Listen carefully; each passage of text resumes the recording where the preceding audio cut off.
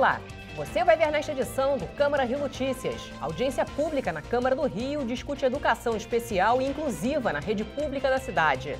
Há que haver uma política de inclusão efetivamente, ou seja, a necessidade que a prefeitura tenha consciência que se quer fazer com inclusão, tem que ter pessoal treinado para isso, pessoal realmente capacitado e, além disso, recursos físicos. Negociação para devolução de hospitais municipais para o Estado pode durar 4 meses. E no aniversário de 135 anos da Estrada de Ferro Trem do Corcovado, os passageiros é que vão ganhar presente. Novos trens começam a circular a partir de hoje. Não saia daí, a gente volta já. Em 2018, a Rio TV Câmara trouxe grandes novidades para tornar a sua experiência ainda mais dinâmica. Agora você tem mais 2 canais de comunicação com a gente. Além do Facebook e YouTube, também estamos no Instagram e no Twitter. Bastidores das matérias, programas, conteúdos exclusivos e muito mais. No estúdio ou nas ruas. Saiba em primeira mão o que acontece na Casa do Cidadão Carioca e em todo o município. Desde o cotidiano da cidade em um jornal diário. Passando pelo plenário da Câmara Municipal. Além de programas sobre o Legislativo e a cidade. E debates com vereadores e especialistas sobre os temas mais relevantes para os cariocas. Uma linguagem dinâmica e informativa. Que colocamos no ar todos os dias. Participe, mande críticas, sugestões e nos ajude a fazer uma programação cada vez melhor. Você também faz parte dessa história. Trabalhamos duro para levar até você uma programação de qualidade. Seja onde for, a Rio TV Câmara estará conectada com você. Siga a Rio TV Câmara nas redes sociais.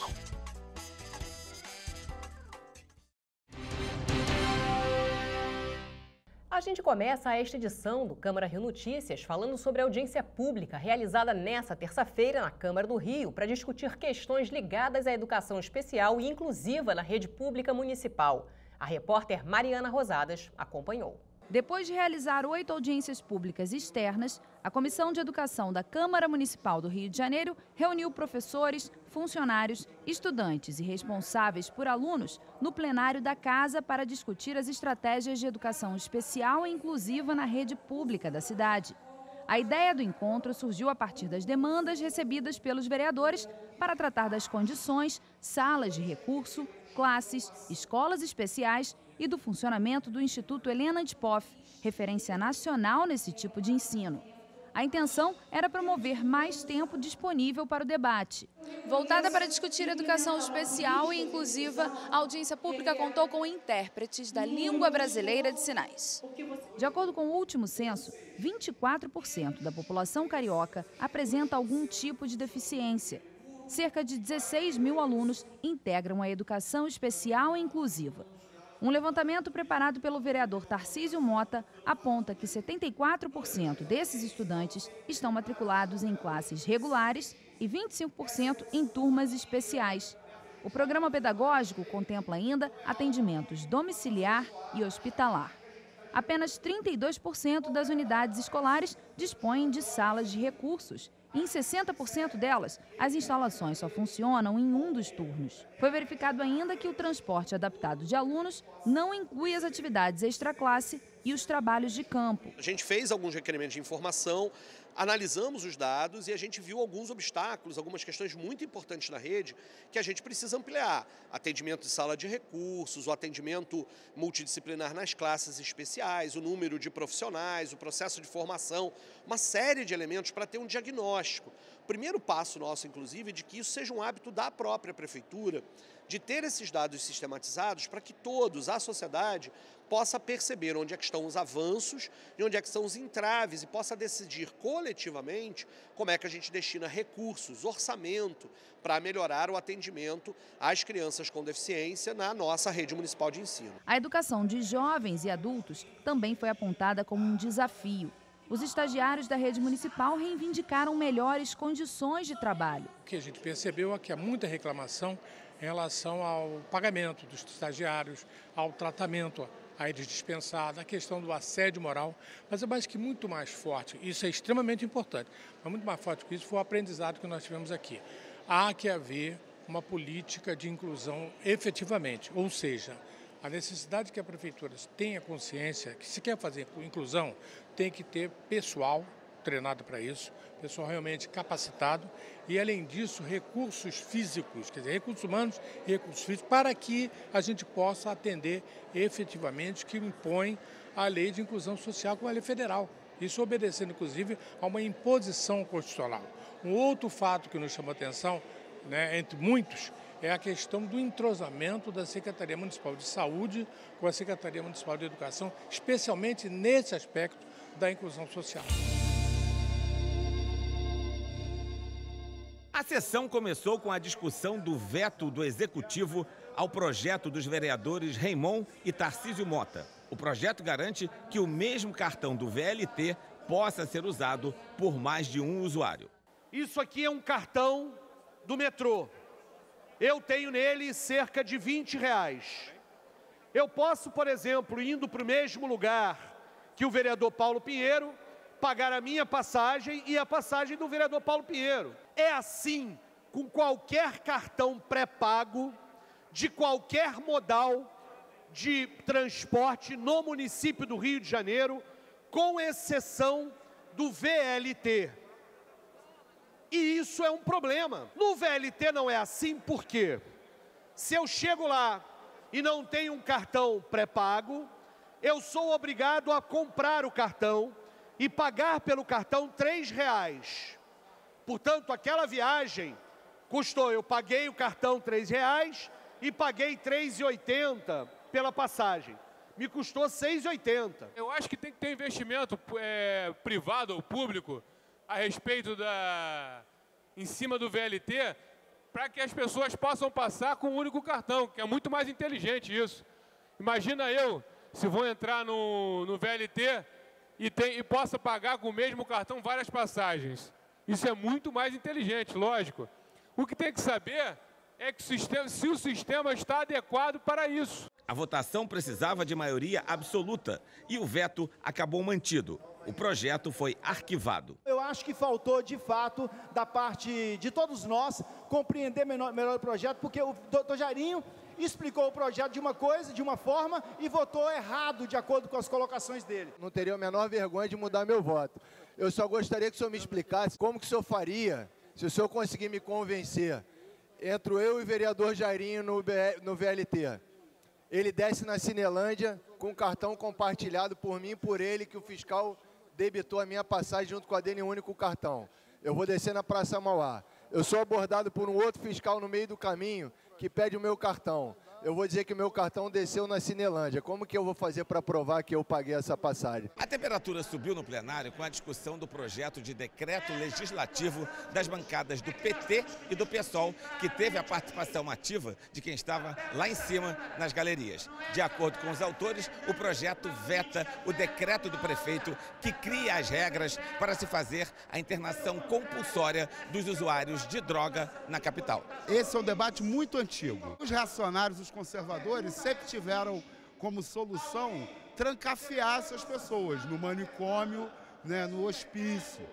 E, durante décadas, os defensores dos direitos dos usuários, os próprios usuários conseguiram construir uma reforma psiquiátrica que foi aprovada em 2001, que substitui a internação por tratamentos onde a pessoa é mantida no seu contexto familiar, social e afetivo e faz o tratamento em unidades de saúde abertas. Uma das coisas que mais as famílias pedem, pelo amor de Deus, é que o Estado faça alguma coisa, que o município faça alguma coisa. E agora nós temos um decreto do prefeito que vai levar profissionais para avaliarem. Toda vez que a esquerda levanta a voz para combater a ponta da droga, o resultado da droga, que é o viciado, que é o usuário, isso é temerário.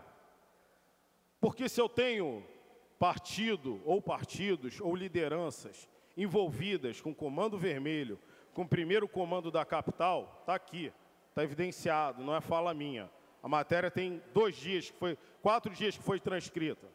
Foi publicada pelo Jornal da Record. Isso é temerário. O decreto do prefeito tem que ser fiscalizado? Ok.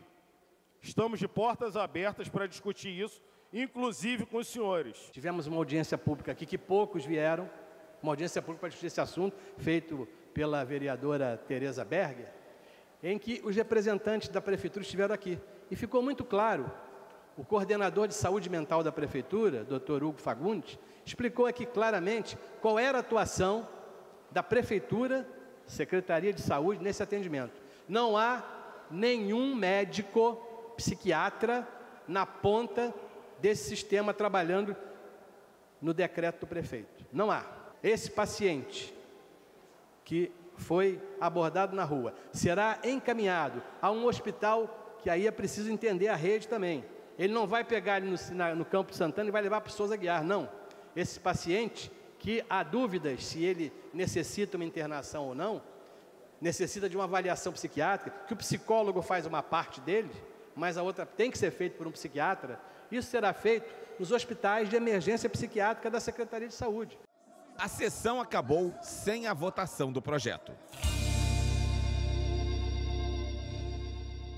Vereadores aprovam leis para combater violência contra a mulher. Câmara do Rio entrega a medalha São Francisco de Assis, terceiro milênio, a personalidades de destaque na defesa dos animais.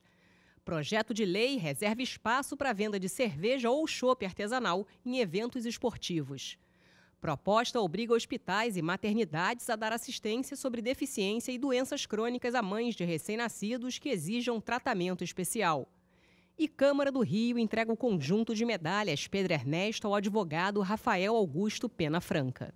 O subsecretário municipal de saúde, Jorge Darzi, afirmou nesta terça-feira que as negociações para transferência de 2 hospitais municipais para o governo do estado podem levar 4 meses. Nós estamos diante de uma situação que, evidentemente, não pode mais continuar, né?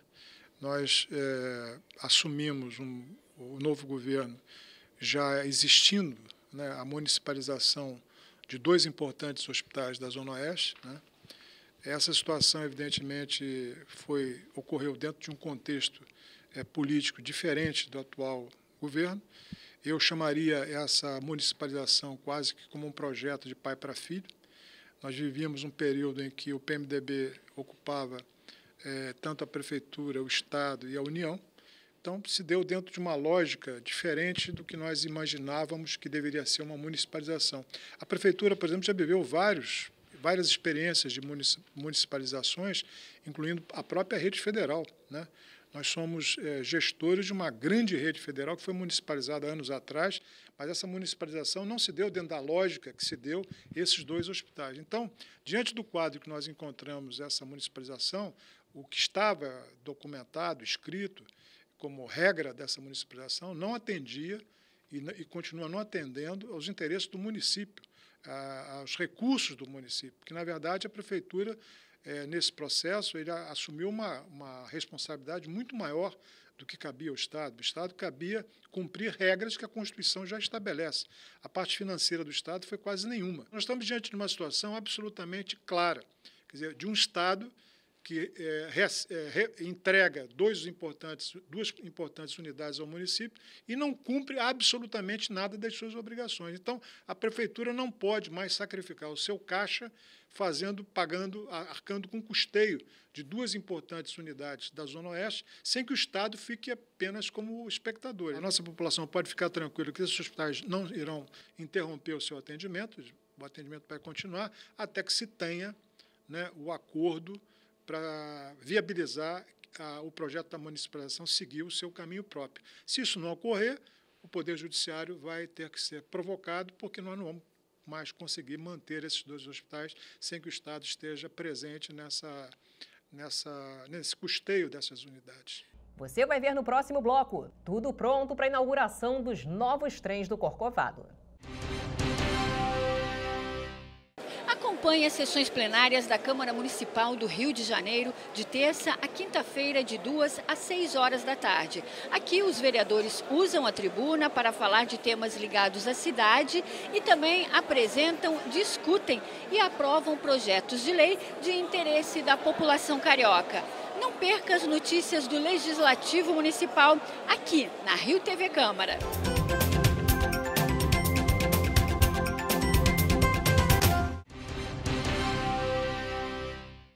Prevenção primária e detecção precoce são os eixos principais da campanha Outubro Rosa deste ano.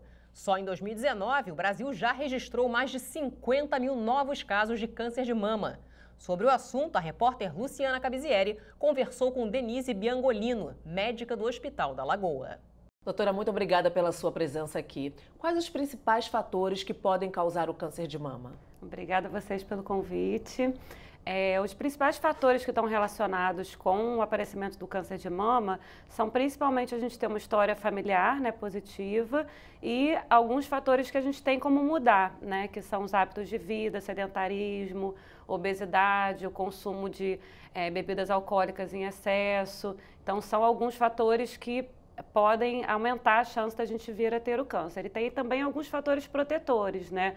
Como o aleitamento materno prolongado, ter filhos também é um fator protetor, evitar o uso de terapia de reposição hormonal por mais de 5 anos e principalmente sem acompanhamento médico adequado. Então, são alguns fatores que estão ligados tanto à proteção quanto a fatores de risco. Existe algum outro sintoma além do caroço no seio? Sim, tem vários sintomas. A gente tem até alguns quadrinhos informativos que a gente ajuda sempre a divulgar. A saída de líquido pelo bico do peito, sem a gente estar espremendo, né, o bico. A mama ficar vermelha, ou ficar com a pele mais endurecida, retração ou então uma simetria entre uma mama e outra. Palpar algum gângliozinho aqui embaixo da axila também, isso também pode ter alguma relação. Então, são vários sintomas e às vezes até as mulheres relatam pra gente que alguma coisa mudou, mas não sabem dizer exatamente o que é. Então, o que a gente recomenda é, se perceber qualquer mudança na mama, buscar um mastologista para fazer um exame clínico e descartar que tem alguma alteração. E é possível detectar a doença apenas com o autoexame na mama? Não, o autoexame, na verdade, ele só consegue detectar a doença quando ela já está avançada, né? A mulher, ela, examinando a própria mama, ela consegue detectar nódulos de mais ou menos 2 a 3 centímetros já. Então, já é uma doença que é considerada localmente avançada. Então, a gente recomenda, na verdade, que o exame clínico seja feito pelo mastologista ou pelo ginecologista, né? E que sejam feitas sempre os exames de rotina, né? Que é a mamografia, que é o único método de rastreio que foi considerado eficaz na redução de mortalidade. Doutora, a gente tem visto a doença surgir em mulheres cada vez mais jovens. Como prevenir a doença?